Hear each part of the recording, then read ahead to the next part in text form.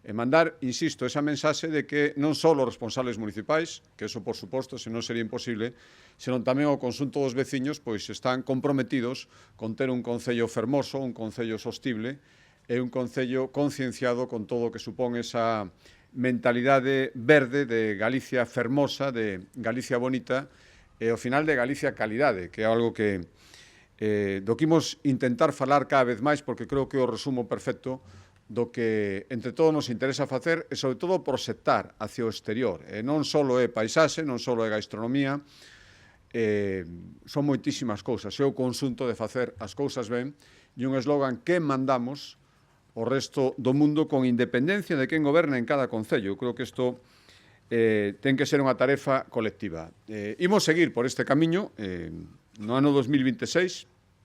crearemos a rede de concellos con bandeira verde de Galicia e intentaremos que eso, ademais, teña unha repercusión positiva para premiar ese esforzo, para premiar esa intención de ter este distintivo e mantelo. Por eso decía que agardo que tamén nos orzamentos eso se poida ver refresado e todas as boas prácticas, os proxectos que tedes, o apoio técnico económico, tamén imos intentar que sexa conxunto. Hai cousas que se poderán facer entre concellos limítrofes e outras con máis amplitude que se poderán facer entre todos os concellos que tedes este distintivo. Imos cara a nova estrategia de paisaxe Horizonte 2030, estámosla redactando e todas estas cousas que representades todos e cada un de vos, a ver se somos capaces de englobarla nesta estrategia e de marcar